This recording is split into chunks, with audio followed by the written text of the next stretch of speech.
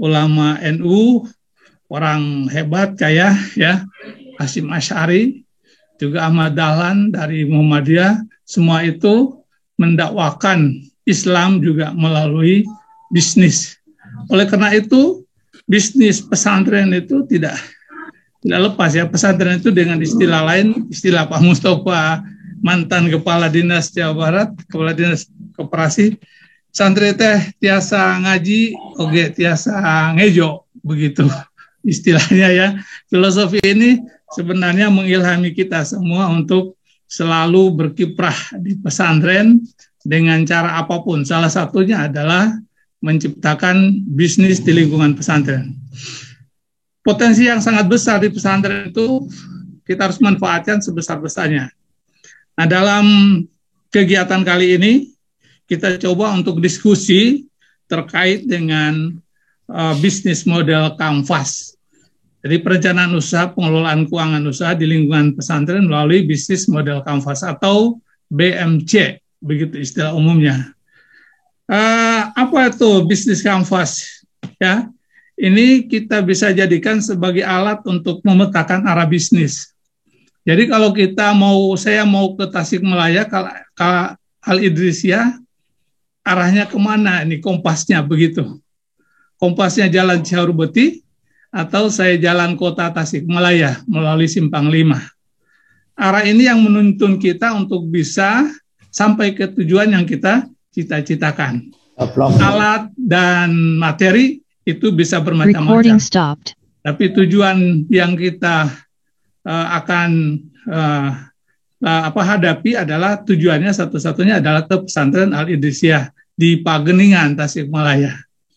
Nah, salah satu model bisnis kanvas ini mulai digemari dan digeluti oleh banyak perusahaan, termasuk salah satunya saat ini adalah Dinas Koperasi UKM, Dinas Koperasi Usaha Kecil Provinsi Jawa Barat mencoba mungkin ya mengangkat tema ini sebagai bagian dari upaya untuk meningkatkan kualitas dan kuantitas bisnis di pesantren.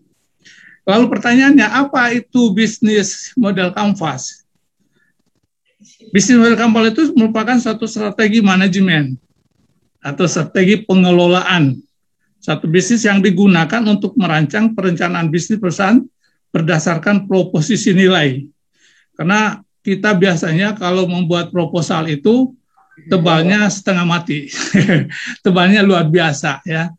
Ya, lembarannya semua dijelaskan. Tetapi menggunakan model bisnis kanvas cukup satu lembar, tidak perlu banyak lembar. Ya, ini materinya belum muncul ya, materinya belum muncul ini. Cukup satu lembar, karena dengan satu lembar itu kita bisa membaca bisnis kita di masa lalu, hari ini dan hari yang datang. Kalau dalam istilah lain disebut dengan baikronis ya, sinkronis dan futuristik ya. Hari ini dan masa yang akan depan, masa yang akan datang. Nah, bisnis model kanvas ini menjadi salah satu strategi manajemen yang populer di kalangan para bisnis dan sering dipelajari tentu saja di perguruan tinggi universitas yang menjadi teori. Hari ini kita ambil ya teori dari universitas itu untuk bisa kita terapkan di pondok pesantren yang insya Allah melalui OPOP ini bisa mengembangkan pola-pola bisnis yang luar biasa bisa kita lakukan. Saya juga banyak belajar sebenarnya ketika saya mendirikan minimarket. Saya datangi dan mendatangkan Pak Aka. Silaturahim saya ke Al-Idrisiyah, kemudian Pak Aka dari Al-Idrisiyah mencoba untuk datang, karena beliau katanya pernah jadi alumni Darussalam, walaupun tidak lama. Saya mencoba itu ya, akhirnya Alhamdulillah bisa membangun sendiri minimarket di lingkungan pondok pesantren Darussalam. Tujuan kita membuat bisnis model kanvas itu untuk apa? Agar membantu pondok pesantren merancang perencanaan bisnis dan menetapkan serta memvalidasi poin penting dalam bisnis. Sebab kita biasanya ceritanya banyak, ya. Cerita dalam proposal itu terlalu banyak, padahal fokus kita hanya satu. Katakanlah bisnis yang sangat unggul di Pondok Pesantren Al-Idrisiyah itu misalnya Kinimart, atau sekarang mengembangkan peternakan ikan di daerah Tasik Selatan. Itu juga luar biasa itu. Bagaimana ikan itu nanti diolah menjadi abon ikan, nila mungkin begitu ya. Di saya juga ada, saya bangun tahun 2019 itu namanya Bioflok ya. Ada 12 kolam yang kita kembangkan, ada kolam nila dan ada kolam koi begitu. Itu untuk apa? Untuk merancang agar bisnis potensi di pesantren itu bisa berjalan dengan baik. Karena tujuan dari pembuatan bisnis model kanvas itu adalah apa? Untuk menilai sumber daya. Potensi di Al-Idrisiyah apa saja? Potensi di Miftahul Huda Manunjaya apa saja? Potensi di pesantren Singaparna ya, Sukamana apa saja begitu yang ada di situ. Karena kalau kita berjalan melihat pondok pesantren itu dari dulu sampai sekarang, kiai itu pasti memiliki kolam ikan. Kemudian memiliki kebun, ya, kelapa ada di sana, pisang ada di sana. Ya, karena saya dulu santri biasa nyuri kelapa, jadi tahu. Ya, kelapa, sehingga kiai itu ba'da subuh itu setelah wirid ba'da subuh beliau selalu datang ke balong, lempar makanan gitu ke balong begitu. Itu sumber daya luar biasa gitu. Kemudian aktivitas yang kita rancang dalam bisnis model itu, hubungan yang akan dijalin dengan pihak terkait siapa saja hubungannya. Kalau kita bisnis dengan kita bangun Kinimart, maka santri kita ada berapa, alumni kita ada berapa, potensi orang tuanya ada berapa, jamaah pengajiannya bagaimana. Kalau kita lihat Kinimart aja luar biasa ya, sudah di daerah Manunjaya di Pancasila. Saya biasa singgah ya, tapi tidak belanja banyak. Tapi saya tahu itu perkembangan Kinimart luar biasa. Ditambah lagi dengan apa yang sekarang dijalankan adalah ikan itu. Kemudian bagaimana kita menghitung biaya yang harus dikeluarkan. Itu cukup 1 lembar bisnis kanvas ini. Tidak perlu banyak-banyak ya. Yang kita buat itu terlalu banyak dan orang nggak membaca. Zaman sekarang ini orang pinginnya singkat-singkat ya, lihat 1 lembar selesai membaca, kemudian melepas lagi. Tidak terlalu banyak membaca. Kalau di WA juga kalau terlalu banyak itu jarang dibaca. Singkat saja. Lalu apa manfaatnya bisnis model kanvas ini? Yang pertama, 1, mempersingkat penulisan perencanaan bisnis. Jadi fokus gitu. Tahun kemarin kita berapa, rencana tahun ini berapa. Tahun kemarin kalau kita 500 juta, berarti tahun ini kita harus bisa melampaui 1,2 miliar misalkan, 1,2. Nah, rencana itu. Kemudian meningkatkan fokus pesantren terhadap poin penting perencanaan bisnis itu. Poin pentingnya apa di pesantren itu? Kalau saya sekarang di Darussalam, itu poin penting kita adalah air. Air itu karena kebutuhan yang tidak akan habis. Dan itu digunakan oleh santri, mulai dari bangun tidur sampai tidur kembali, itu air luar biasa. Apalagi kalau dikemas dalam bentuk gelas, kemas dalam bentuk botol kecil dan tengah, 600 mili, dan paling besar lagi, ya kita baru kemas tengah. Dan ini potensinya belum ya maksimal, karena kita belum memiliki izin, antara lain. Kemudian mengurangi resiko kekeliruan dalam eksekusi bisnis. Jadi kalau kita sudah merancang bisnis ini, secara tidak langsung bisnis model ini dapat dijadikan sebagai dokumen blueprint perencanaan bisnis untuk perusahaan. Ketika pelaku bisnis melakukan eksekusi bisnis, mereka dapat menjadikan bisnis model kanvas ini akan jadi panduan perusahaan. Jadi tawaran. Karena itu digambarkan semuanya. Nanti di akhir dari penjelasan saya ini akan muncul. Kalau nanti ada materi bisa dimunculkan, itu insya Allah ada contoh yang saya buat dalam 1 lembar yang bisa menggambarkan semua hal yang dilakukan di dalam bisnis ini. Yang berikutnya lagi pertanyaannya, kenapa sulit memulai sesuatu? Ya, Orang kalau memulai sesuatu itu suka sulit begitu.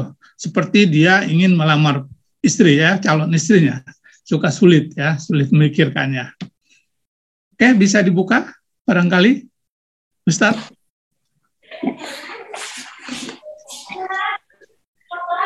Halo?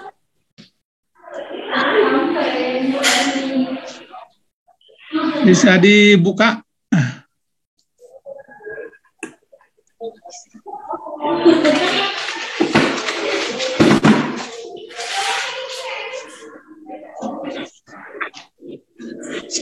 Halo? Oh ya. Ya, Pak. Baik. Ya, yang berikut sulitnya memulai sesuatu. Kenapa? Karena langkah apa? Ya, langkah apa saja yang harus dilakukan untuk mewujudkannya? Satu, kita harus memiliki ide. Ide itu harus ditulis dan diidentifikasi. Saya biasanya pada subuh itu menulis ide yang begitu banyak, ya. Termasuk di dalamnya adalah jadwal bagaimana kita melaksanakan kegiatan hari ini. Ya, ditulis semuanya. Seperti juga kita memiliki ide bisnis, maka ide itu harus ditulis. Kapan kita menemukan ide, tulislah begitu. Faktubo. Kapan kita menuliskan ide, tulislah. Kapan kita ingat, ingatnya di mana? Apakah di rumah makan, apakah di restoran, ataukah di supermarket? Ketika kita melihat sesuatu di sana, maka ide itu kita tulis. Sehingga dengan banyaknya ide itu kita akan identifikasi. Kemudian yang kedua, membangun rencana bisnis. Dari ide-ide itu kita langsung menentukan rencana bisnis kita. Apa tujuan bisnis kita? Siapa sasaran konsumen kita? Apa tujuan akhir dari Ponpes ini? Nah, gitu. Mardati loh, kan begitu. Nah, bagaimana membiayai bisnis Ponpes tersebut? Nah, yang ketiga adalah menilai keuangan yang tersedia. Jika kita memilih bisnis A, maka kita juga harus memperhitungkan nilai keuangan yang tersedia di kita. Saran saya, kalau memulai usaha sebaiknya jangan meminjam begitu. Jangan menyicil. Karena banyak hal yang akan terjadi nanti. Apalagi kalau kita meminjamnya dari lembaga-lembaga yang notabene-nya adalah ribawi. Mungkin gitu ya. Kemudian menentukan struktur bisnis yang legal dan syar'i. Struktur bisnis kita mau arahnya kemana? Apakah makanan atau minuman, pakaian, atau apa namanya 9 bahan pokok, ya, sembako. Kemudian membangun teamwork yang mendukung kegiatan kita, lalu mereka dan tentukan mereknya dan iklankan. Membuat logo yang dapat membantu orang dengan mudah mengidentifikasi. Seperti kita ingat KM, Kinimart, kan begitu. DT, Darut Tauhid, begitu. DS, Darussalam, mungkin begitulah. Kemudian yang ketiga adalah mengembangkan bisnis, kolaborasi, blogger, bermitra dengan organisasi, Bapak Ibu punten, amal dan relawan. Next, Pak. Halo. Terus next, Pak. Maaf. Next. Dan Kang Farid dari ya, memiliki ide awal sebuah bisnis. Bagaimana pesantren bisa tahu jika ide pesantren itu bernilai? Next, Pak. Oh, benar belum ya? Ini yang siapa yang ngatur ya? Ada kohol lah, bro. Ngopi lah. Ya, antara lain bisa kita tentukan dari ya memiliki ide awal sebuah bisnis. Nah, tidak ada orang lain yang melakukannya. Tetapi kalau orang lain melakukannya, kita tetap seperti kita, begitu. Jangan sampai, ya boleh juga mencontoh, karena namanya istilah dalam bisnis kan ATM, amati, tiru, dan modifikasi. Kemudian yang ketiga, memecahkan masalah orang lain, misalkan keamanan, terang teka mana. Nah, kajian malam minggu bermakna. Misalkan membuat kajian lah begitu. Malam minggu bermakna kamana. Ya, kamana. Contohnya misalnya malam minggu daripada kemana-mana, maningkene kamana di rumah. Kajian malam minggu bermakna. Atau mengisi ceruk pasar. Di pasar kita isi buka salon kucing misalnya begitu. Kan kucing tidak haram ini gitu. Bagaimana supaya bisa membersihkan kucing, bulunya bisa bagus. Nah, kemudian yang kelima, orang yang tidak tahu mengatakan itu ide yang baik. Misalnya membuat survei offline dan online kepada orang-orang yang tidak tahu. Jadi bisnis kita coba offline kan. Bagaimana penilaian mereka? Kalau online-nya produk kita kasih misalkan abon ikan nila dari pesantren Al-Idrisiyah. Bagikan dulu ke santri atau masyarakat terdekat untuk menilai bagaimana khasiatnya ikan abon itu. Ya. Kemudian yang ketujuh adalah hati kita harus ada di dalam bisnis tersebut. Jadi seperti kita nyopir, kita harus menguasai setir itu. Ya. Kemudian cara tes ide bisnis sebelum diluncurkan harus riset pasar. Ya, teliti dulu di pasar untuk melihat seberapa jauh kompetitor kita. Ya, kompetisi kita. Agar apa? Membangun properti atau tes layanan, produk edisi khusus minuman, viable produk atau dan sebagainya itu kita harus uji dulu kan gitu, uji pasar. Nah, karena fungsinya adalah untuk meningkatkan daya tarik pelanggan terhadap produk. Nah, sekarang kan di pesantren Al-Idrisiyah ini adalah scale up ya, yang meningkatkan ya. Berarti sudah pernah menjalankan OPOP, sekarang ada naik gitu ya, naik kelas begitu. Scale up, bukan startup tapi sudah kelasnya kelas scale up. Yang menggunakan minuman variable product untuk apa? Mendapatkan perhatian dari pelanggan seperti Uber, Dropbox atau Zappos. Kemudian lakukan tes oleh sekelompok kritikus bahwa ke target pelanggan potensial minimal 50 pelanggan potensial, pilih dengan hati-hati. Jadi artinya nanti mereka kritik terhadap produk yang kita hasilkan, kita berikan. Mereka memberikan kritikan apa saja pandangan mereka terhadap produk yang kita tawarkan itu. Kasih mereka makan, kasih mereka cicipi untuk menilai. Ada cerita dua orang ya yang menyuguhkan makanan kepada orang yang lewat. Satu disuguhkan oleh seorang ibu-ibu, yang kedua adalah perempuan muda. Nah, ketika mereka memilih makanan yang ditawarkan oleh dua orang perempuan ini, yang muda dan tua, umumnya memilih yang disuguhkan oleh si ibu perempuan tua itu. Kenapa? Karena ditanya dia menyuguhkan dengan hati yang ikhlas kan gitu. Karena dengan hati yang juga bisa memberikan respon bagi pelanggan untuk memilih makanan yang disuguhkan oleh seseorang. Kemudian yang keempat adalah buat rencana pemasaran dan menggunakannya. Seperti apa? Setelah membuat rencana pemasaran, maka rencana itu harus digunakan secara baik. Yang berikutnya adalah membuat rencana bisnis. Rencana bisnis itu merupakan peta terperinci yang menunjukkan bagaimana bisnis akan dijalankan dan tindakan mengidentifikasi masalah potensial jauh sebelum masalah itu terjadi.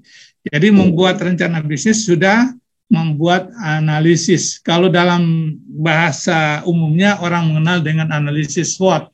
Nah, ini kalau di Al-Idrisiyah tidak aneh lagi. Ya, kalau kita juga temukan dalam Al-Quran, surah Al-Insyirah kan itu ya, inna ma'al usri yusra fa inna ma'al usri yusra. Jika ada kesulitan maka ada kemudahan. Di sana ada banyak kemudahan. Makanya ketika mengidentifikasi masalah, ketika kita merencanakan bisnis, harus diidentifikasi juga masalah yang potensi pada saat bisnis kita jalankan atau kita rencanakan.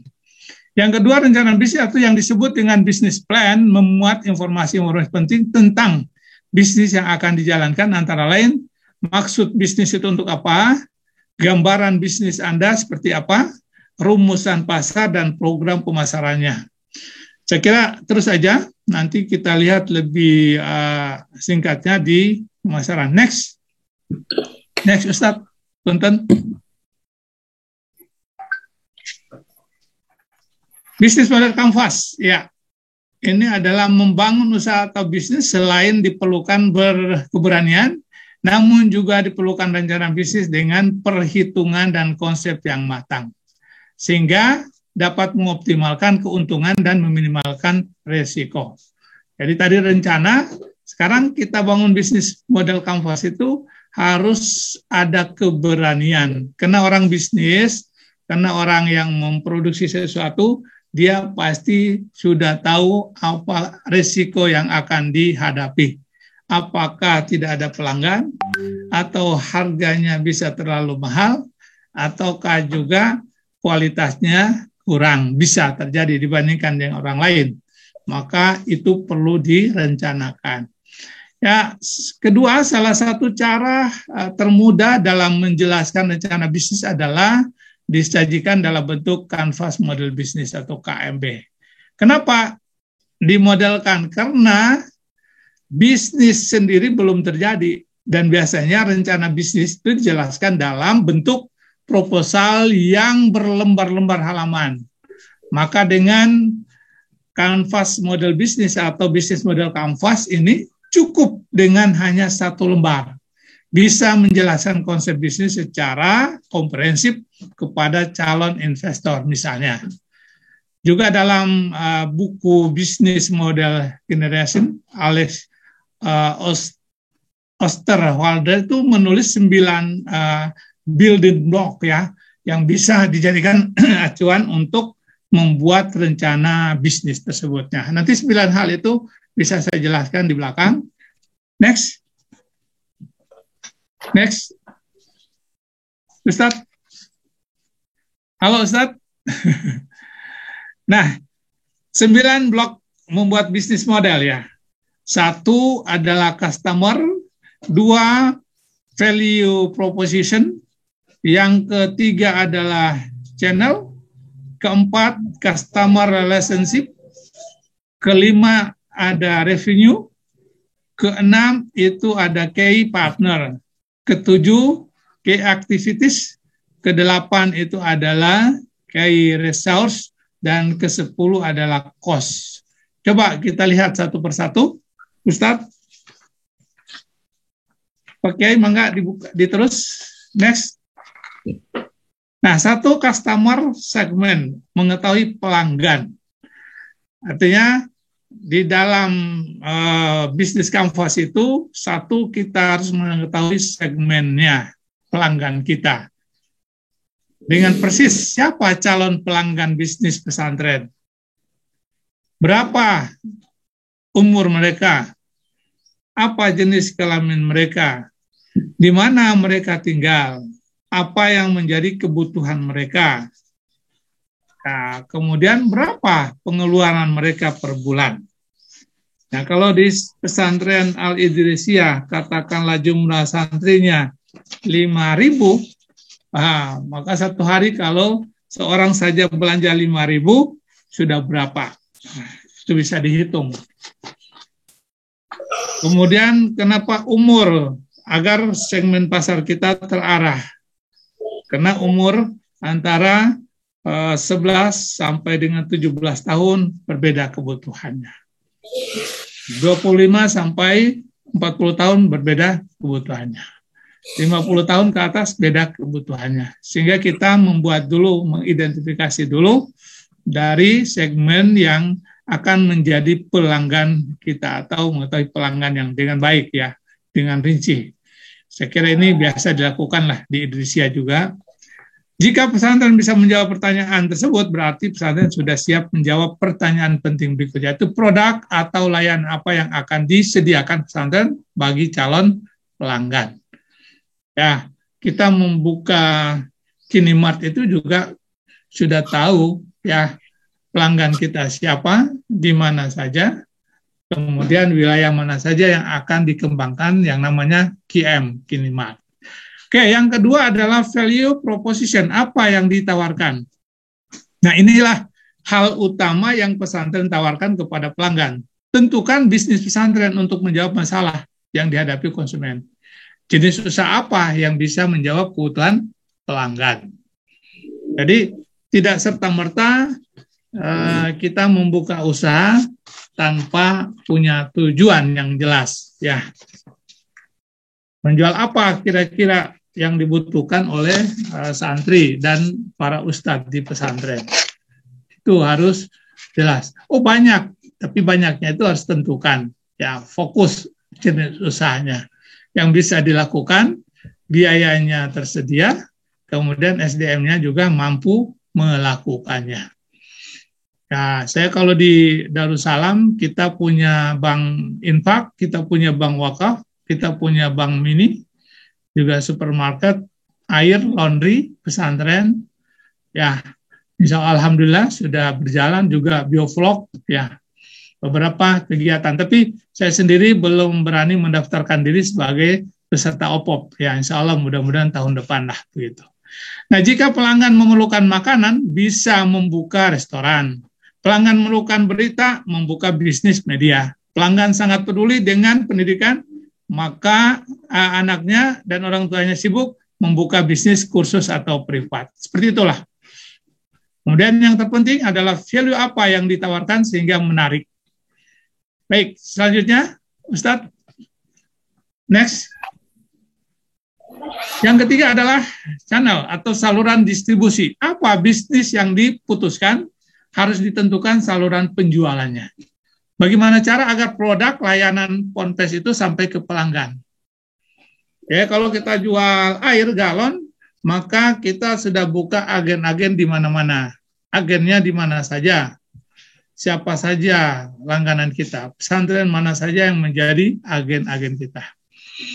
Ya, kan dengan kuah galon itu luar biasa. Kalau satu pesantren asramanya ada 30 kamar, maka sudah 30 galon disediakan di dalam pesantren itu.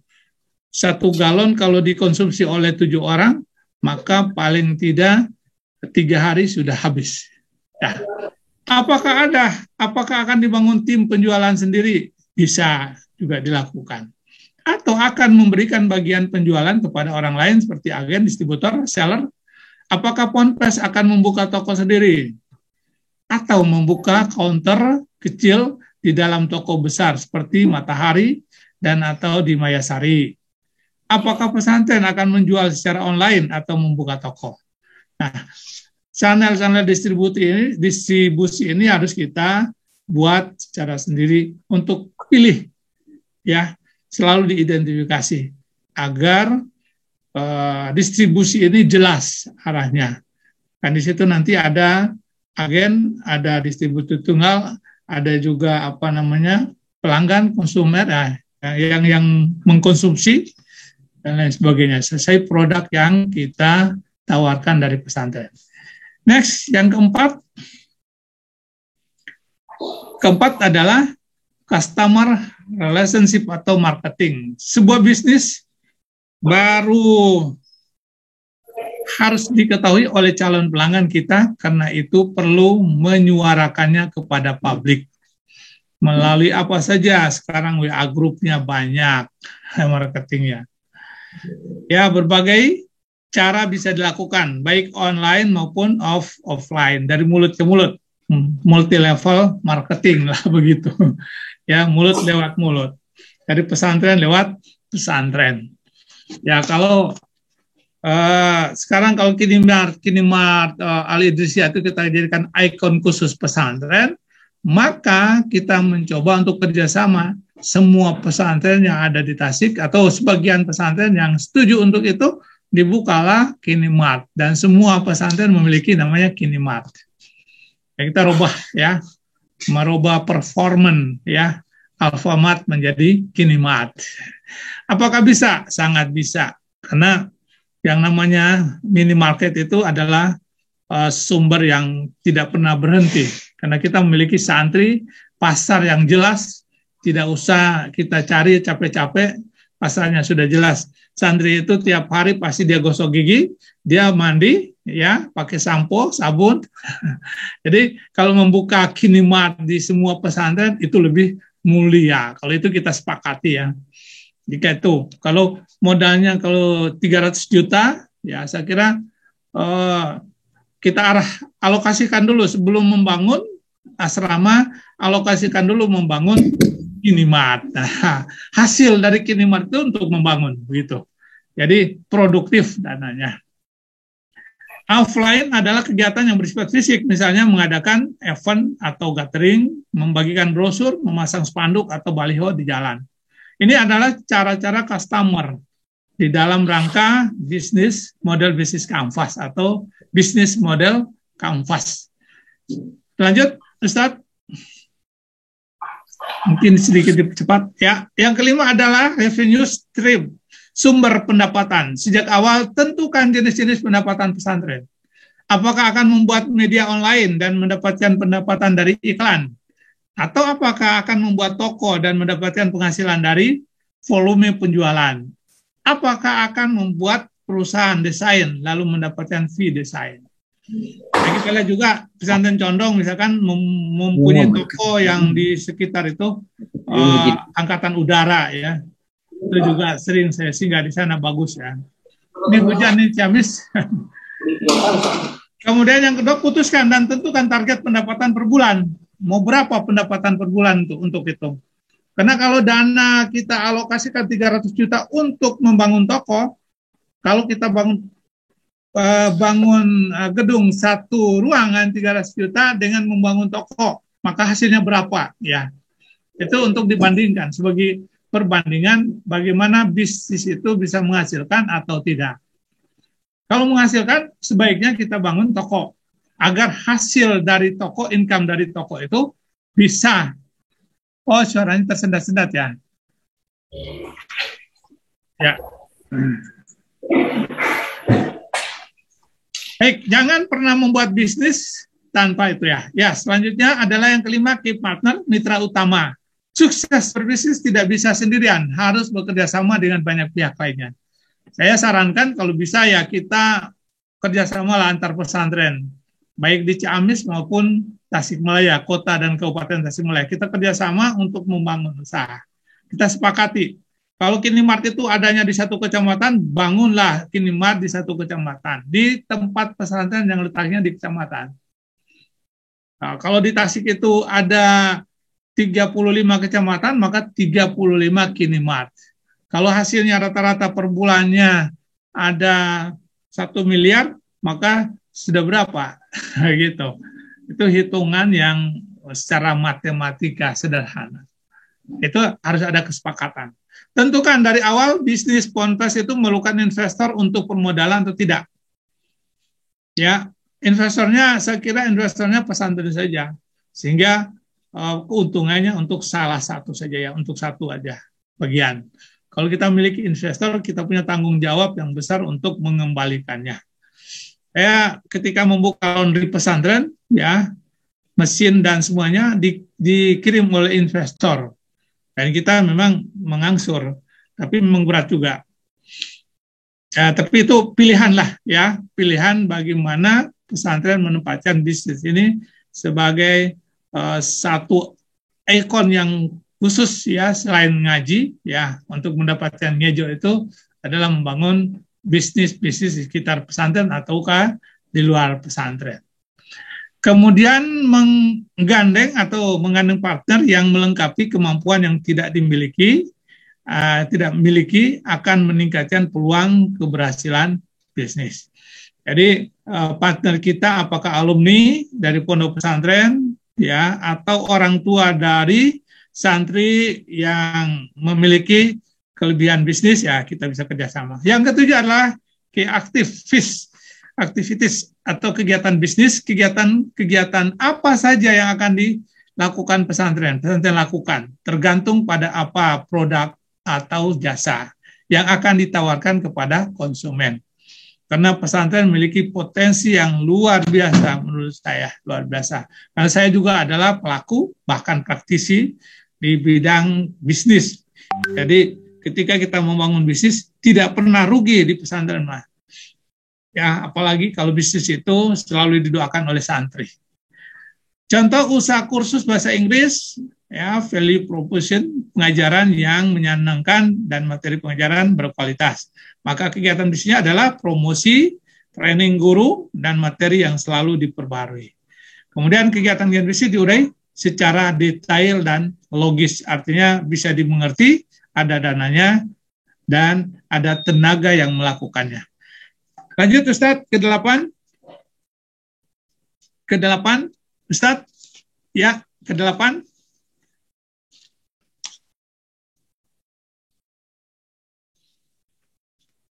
Ya, 9 ya. 8 nggak ada. Oke. 8 ada ya, human resources. Ya, key resource ada sumber daya utama. Dalam menjalankan bisnis umumnya tidak bisa sendirian. Pesantren memerlukan mitra sejak awal, tentukan berapa banyak dan jenis keahlian apa yang diperlukan oleh karyawan dari pesantren.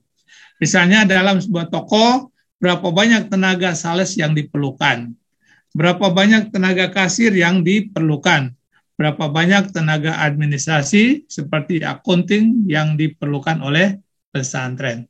Itu digambarkan di dalam satu lembar yang namanya bisnis canvas ya, model bisnis model canvas.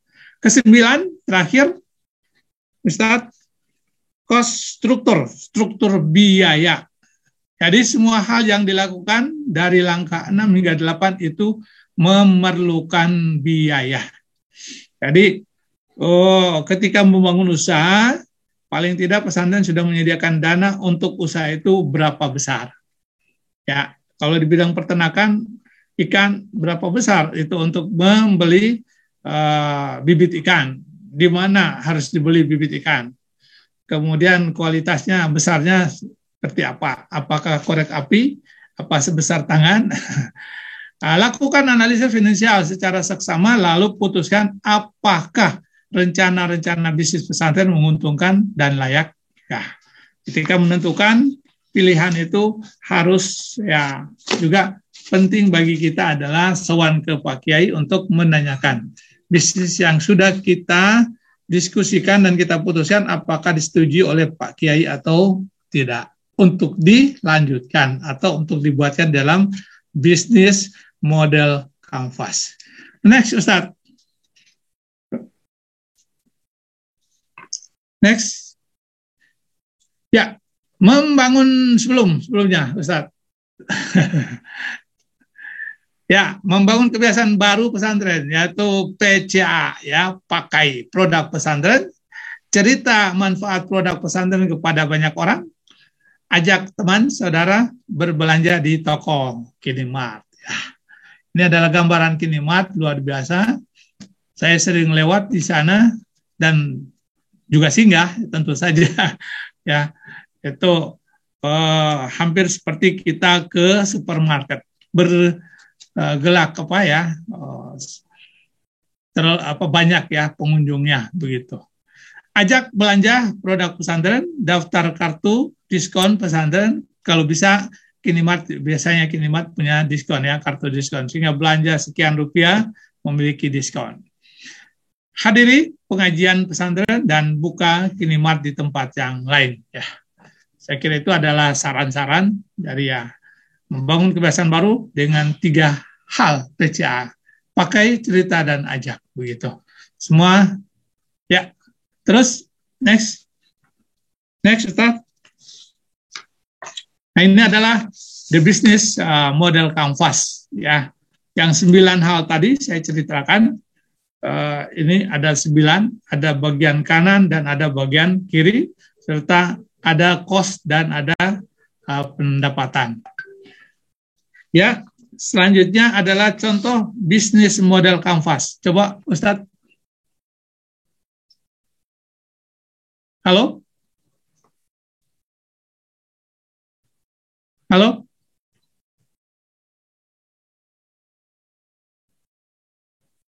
Gangguan ya? Ini bukan Tad. Gangguan ya? Berat. Ini sekedap.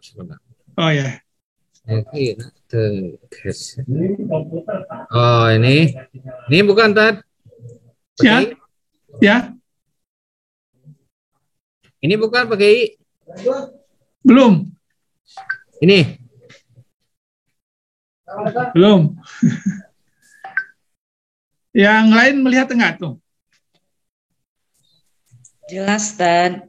Next. Next. Ini. Ya.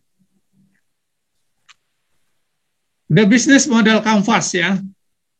Contohnya nama usaha adalah Abon Ikan Nila, dibuat oleh Abah.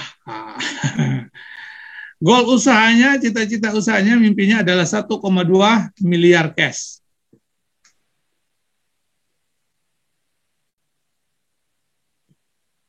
Realitas usaha. Nah, ini adalah contoh dari pembuatan proposal bisnis model canvas ya. Satu lembar, tapi sudah bisa menggambarkan segala hal yang ada dan yang kita mimpikan, yang kita rencanakan. Mulai dari goal usaha, mulainya dari goal usaha. Seperti tujuan kita kemana itu, petanya kemana, peta kita. Apakah membangun supermarket, minimarket, atau mengembangkan usaha peternakan ikan lele atau nila, atau kolam bioflok budidaya, atau mau membuka potong rambut syariah ya. Jadi potong rambut syariah itu syariah yang perempuan khusus gunting perempuan, laki-laki gunting rambut laki-laki ya, atau membangun apalagi bisnis syariah di lingkungan pondok pesantren dengan ikon-ikon khusus ya. Sekarang itu syariah itu menjadi satu ikon yang sangat digemari banyak orang di mana-mana. Halo? Halo? Ya? Atau lanjut saja?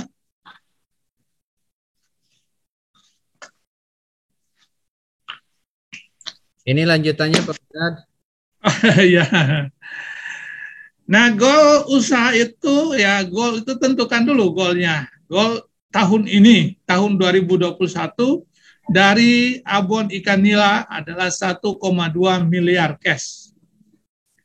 Real usahanya adalah seperti apa realitas saat ini berbanding dengan goal Anda ya, goal pesantren yang 1,2 miliar. Cash tahun lalu adalah 700 ataukah 300 juta ya, katakanlah 700 juta. Nah, definisi usaha menghasilkan cash dengan cara membantu orang untuk memenuhi kebutuhan makan sehari-hari. Kenapa? Karena abon ikan itu sangat digemari oleh masyarakat. Kalau ini kita buat sebagai ikon khusus yang dibuat secara khusus di pesantren, ini luar biasa.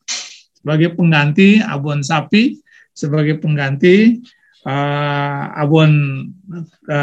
abon dari kelapa dan lain-lain ya. Ini ikon khusus gitu. Yang keempat adalah target pasar. Siapa target pasar kita?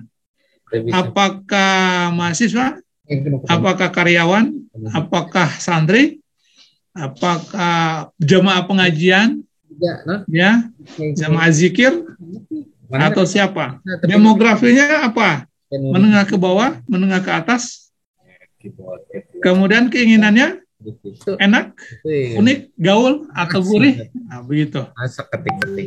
Nah, kemudian yang kelima, pengungkit pasar yang mempengaruhi target pasar secara masif adalah adalah komunitas santri, ustadz, ya. Kemudian komunitas orang tua santri, kemudian jemaah pengajian, juga alumni, ya, atau perkantoran atau tamu-tamu yang datang ke pesantren. Kita kasih oleh-olehnya adalah oleh-oleh abon ikan nila. Nah, contohnya seperti itu ya. Karena saya dengar Al Idrisia sedang mengembangkan ikan. Kemudian yang keenam adalah analisis kompetitor kita. Siapa kira-kira kompetitor kita kalau ikan abon ini? Hokben atau apa? Kelemahannya mungkin mahal, terbatas, hanya sedikit orang ya gitu, atau kurang gaul misalnya. Karena para santri sekarang itu pinginnya yang makanannya gaul gitu, yang pedas. Ya, biasanya itu. Kemudian yang ketujuh adalah nilai tambah, kelebihan dan kekuatannya. Enak, seperti apa enaknya? Uniknya dengan produk yang lain apa? Gaul, ya karena ini bisa dimakan dari semua umur.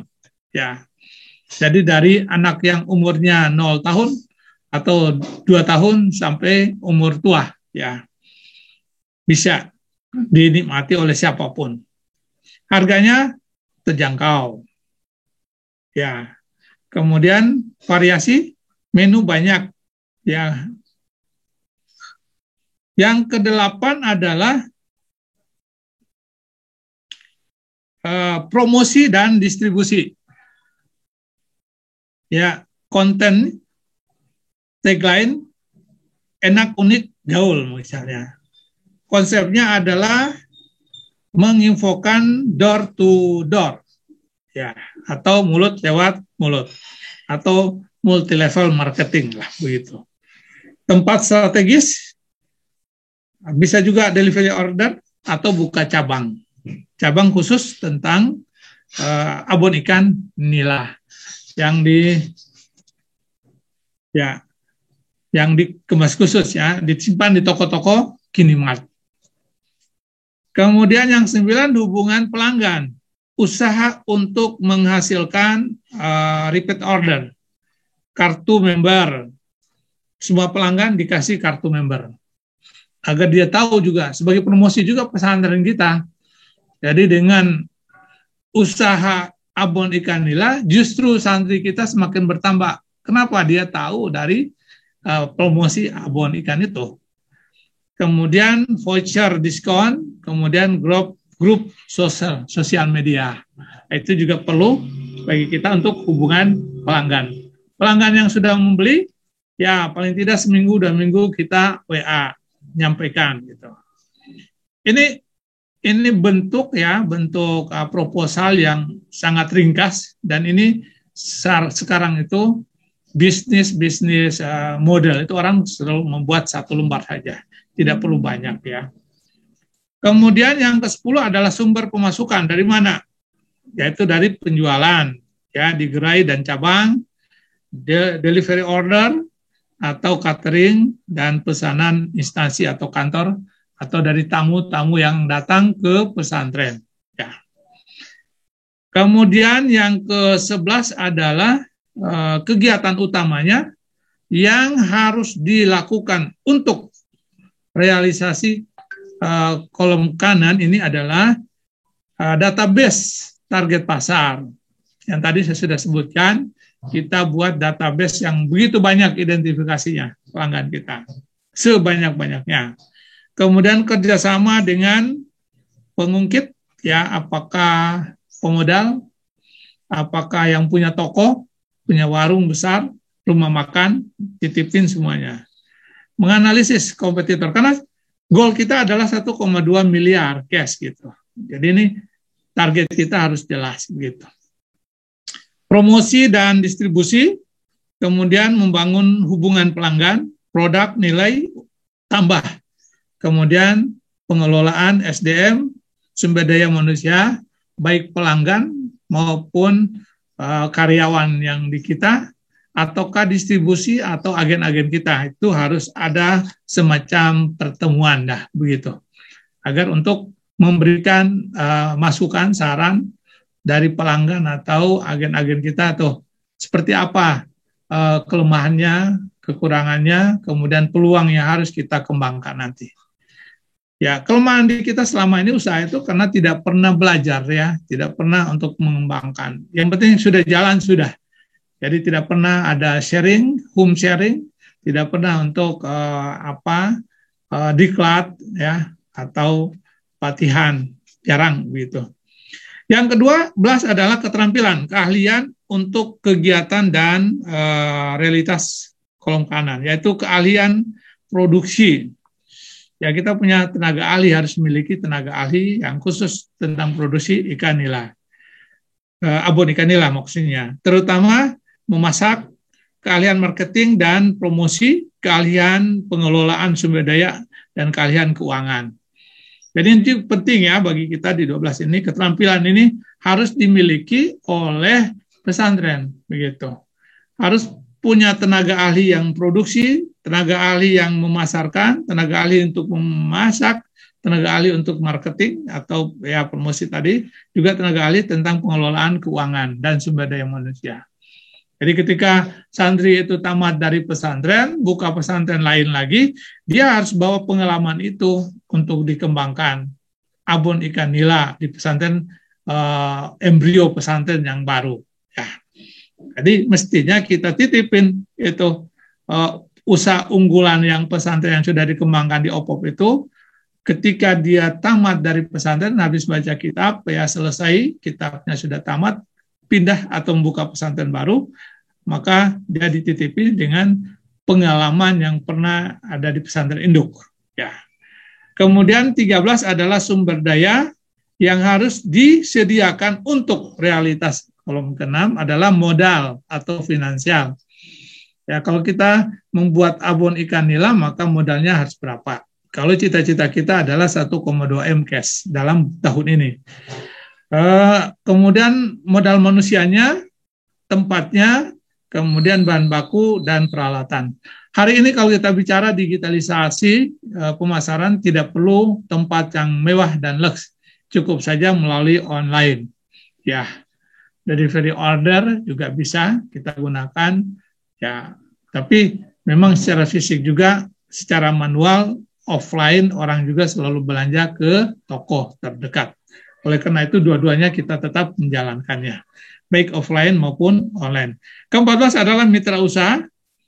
Itu mitra kita itu bisa mitra investor, mitra kita itu adalah manusianya adalah karyawan, mitra kita adalah pemilik ruko, bisa kalau rukonya kita sewa. Kemudian bahan baku, supplier, dan peralatan dari supplier. Jadi mitra usaha kita itu antara lain itu. Dan yang terakhir, 15 adalah sumber pengeluaran. Itu kalau kita kerjasama dengan investor, maka bagi hasilnya berapa, itu harus diperkirakan. Kemudian untuk gaji karyawan juga diperhitungkan berapa gaji karyawannya. Kemudian tempat pemilik ruko, sewa tempat, ya.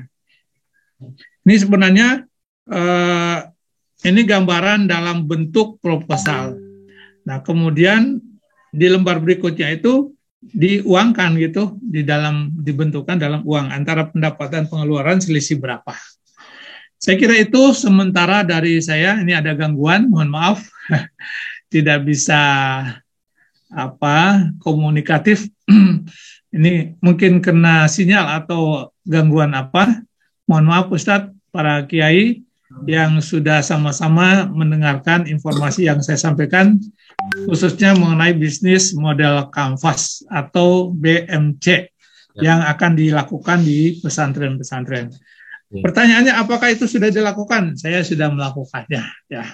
Jadi setiap kali ada rencana bisnis, saya menggunakan model bisnis model kanvas sebagai acuan di dalam rangka mengembangkan bisnis yang dijalankannya.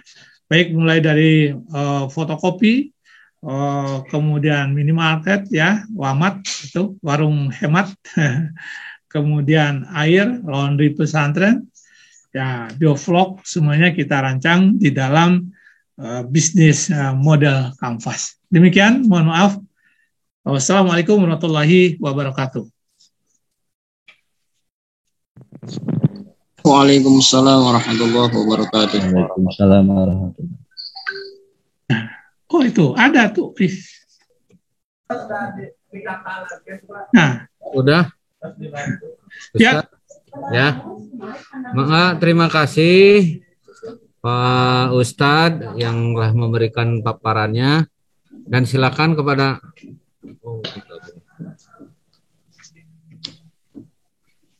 Masih ada 10 menit. Silakan kalau ada yang bertanya. Masih ada untuk yang bertanya. Mau tanya? Saya Ustaz.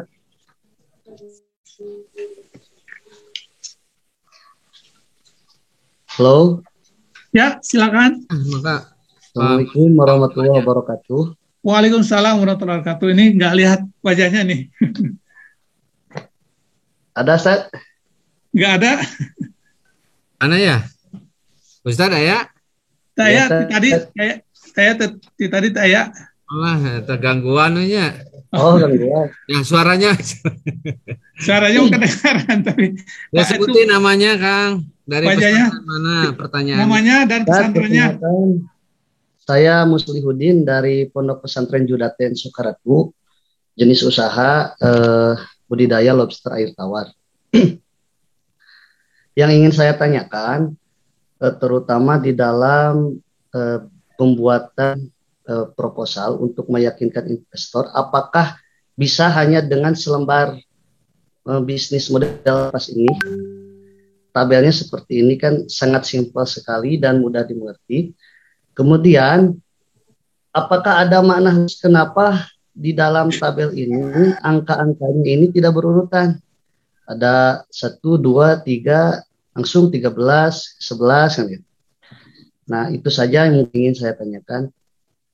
Terima kasih. Halo? Ya, baik. Ini langsung atau Boleh langsung aja Pak Ustadz. langsung saja ya. Baik, terima kasih Ustadz Muslihudin dari pesantren Subhanallah, lupa ya. Nggak jelas kedengaran. Judaten. Ya, Judaten. Pidaten, Iya, Judaten. Cidaten, Iya, Judaten Tasikmalaya. Cidaten Tasikmalaya ya. Makasih tentang budidaya Judaten. apa ya, Lobster air tawar. Ustaz. lobster air tawar. Aduh, luar Tawar. biasa nih. Lobster air tawar. Nah, ini kalau budidaya lobster air tawar itu kalau membuat proposal dengan bisnis model kanvas itu sangat mudah dan murah serta gampang dibaca oleh calon investor. Apakah cuma satu lembar ini? Tergantung dari investornya. Sebenarnya dengan satu lembar ini, ketika kita mengajukan ke investor, kita jelaskan seperti tadi ya, menjelaskan secara runtun mulai dari nomor 1 sampai nomor 15. Mulai dari goal usaha sampai kepada sumber pengeluaran dan berapa buat investor dari budidaya lobster ikan air tawar. Katakanlah 1 M, goal kita itu 1 M. Maka dihitung dari pengeluaran, pemasukan dan pengeluaran, goal kita kan 1 M. Nah, selisih dari tahun kemarin katakanlah 500 atau 300 atau 700. Maka ada selisih anggaran itu. Nah, dengan gambaran itu, si investor sudah bisa membaca bagi hasil berapa yang akan saya peroleh. Kalau investornya itu adalah orang yang memang bisnismen. Ya, namanya bisnis, infak, wakaf, gitu. Jadi, tok mall. Jadi, apakah itu satu lembar ini saja kita gunakan? Saya kira satu lembar ini model bisnis zaman sekarang. Ya, tidak perlu berlembar-lembar. Hanya saja mungkin kalau mau menjelaskan lagi di mana keberadaan pondok pesantren, di mana tempat produk itu dilakukan, maka foto dan gambar itu tinggal dilampirkan, gitu. Di depannya cukup profil satu lembar, nama pesantren, nama Pak Kiai, kemudian tim yang bekerja, tim work, sumber daya yang bekerja, kemudian lembar kedua bisnis model kanvas, lembar ketiga adalah lampiran foto-foto udang lobster yang menjadi kegiatan utama di pesantren Cidetan ya, Cidetan Tasikmalaya ini. Saya kira itu. Yang kedua, kenapa urutannya tidak berurutan? Itu ada maknanya. Sebelah kanannya itu adalah sifatnya adalah promotif, sebelah kirinya itu adalah kegiatannya untuk menghasilkannya. Makanya urutannya itu berlompat-lompat, itu lompat-lompat. Dan ini adalah urutan yang sudah baku yang dibuat oleh Alexander itu. Gitu. Apakah bisa dirubah? Bisa saja, asal maknanya kita mengetahui gitu ya dengan pasti. Tapi untuk sementara model ini karena kita gunakan adalah yang membuat utamanya pertamanya ya ada makna khusus, ciri khas khusus. Jadi antara sebelah kanan dengan sebelah kiri. Sebelah kanan itu angkanya kan sebelah kanan itu 3, 4, 8, 5, 9. Ya. Sebelah tengahnya 7, 6, sebelah kirinya 11, 13, 14, 12, 13, 14. Tapi 13 yang di pinggir. Gitu. Artinya sumber daya manusia itu letaknya di sebelah kiri. Mitra usaha itu sebelah kiri. Kemudian sebelah kiri tengahnya ada kegiatan utama dan ada keterangan.